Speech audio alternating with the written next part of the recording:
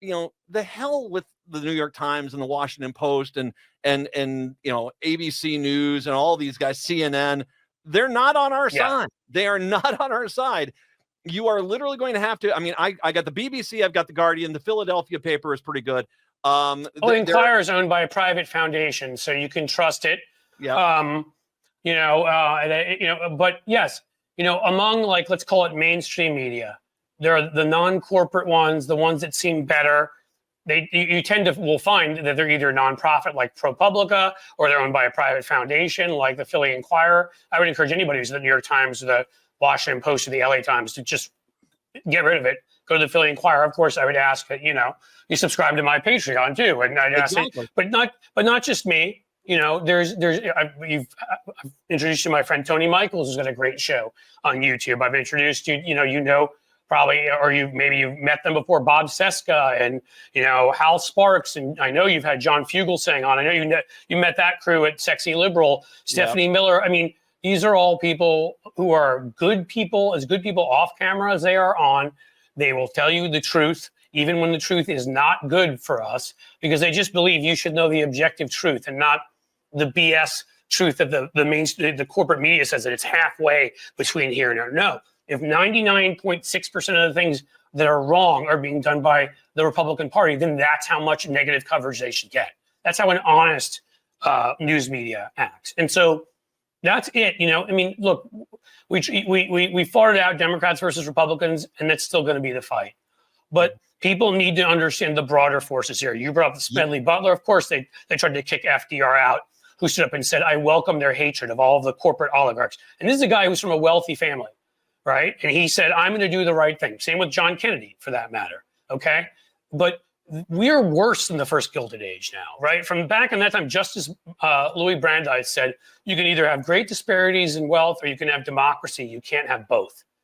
They don't want us to have the democracy. Peter Thiel, who is behind Trump, who is behind Musk, who is behind J.D. Vance, who's behind Vivek Ramaswamy, and all these guys, was asked point blank about capitalism and democracy and said they could not coexist. He chooses capitalism.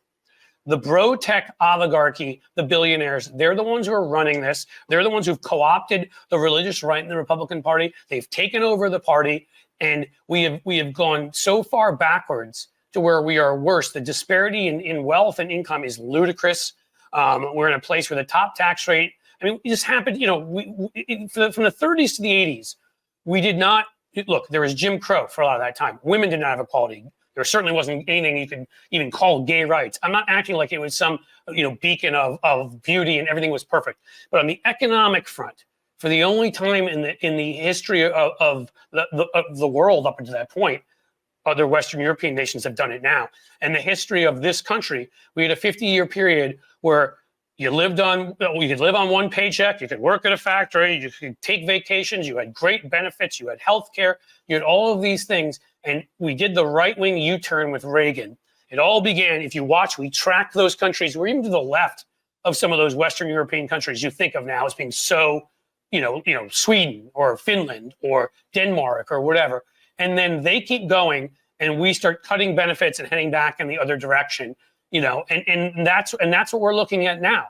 And it's because of the forces that Reagan unleashed, the corporate power and all of that, the Supreme Court, which eventually unleashed all of the money in our politics. And that is what we're up against.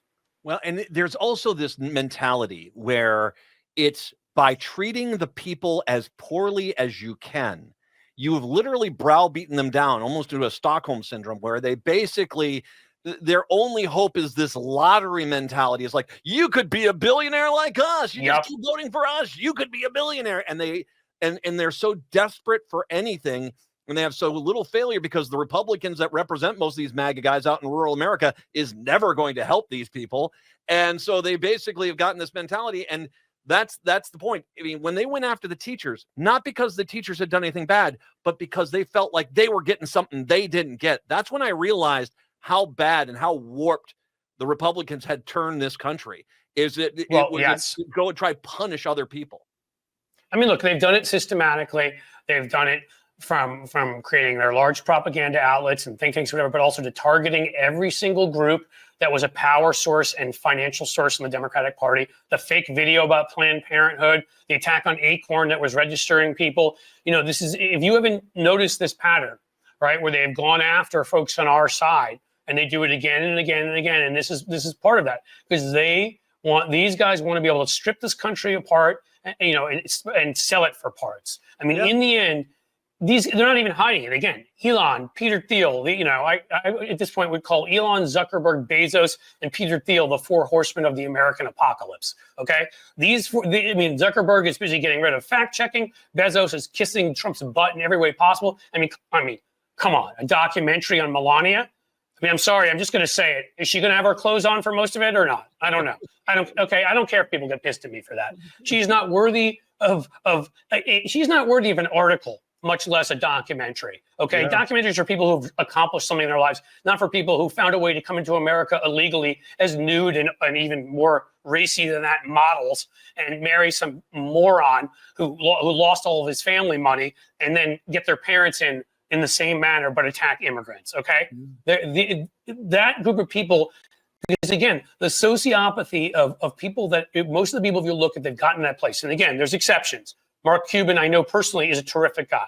There are Nick Hanauer, who funds people on the left, who's made a lot of money. In fact, was friends with Bezos in high school, made money and got out of Amazon early because he never said this to me, but probably saw what a sociopath Bezos was turning into.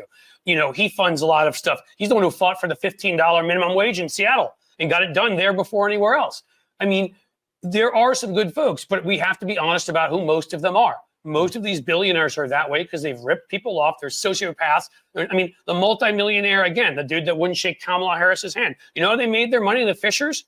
They were allowed to graze on a cattle ranch, a property of a friend of theirs, and they repaid that friend by trying to steal their land. And they were stopped in court. So then they just waited till their friend died, and Deb Fisher was in the state Senate, and she magically passed a law that instead of that land going to a public park, it became theirs. They stole the land and we became multimillionaires off of it. That is what we must refer to as the oligarch mentality. I know I've got to go, but that's who we're up against. Before you do go, once again, and people can see it, we got the Patreon, patreon.com. /Cliffs_.edge. We will put that out there. You can go and find that, get it on, and support Patreon there. You got to support Cliff. You got to support these few people out there that are bringing us the truth, because quite literally, you're not going to be able to find this many other places. And so unless we turn ourselves and help ourselves, we're not going to get out of this mess. So support Cliff. Get out there. Get on Cliff's edge. As Obama said, we're the ones we've been waiting for, right? I think is what he said. Well, we need to step up and do it. So thank you for promoting me here, and thank you for having me on. And sorry that my building, the Wi-Fi went down. I hope you survived all the snow out there. All my best to you and everyone in Cincinnati right now. Cliff, you guys know it well.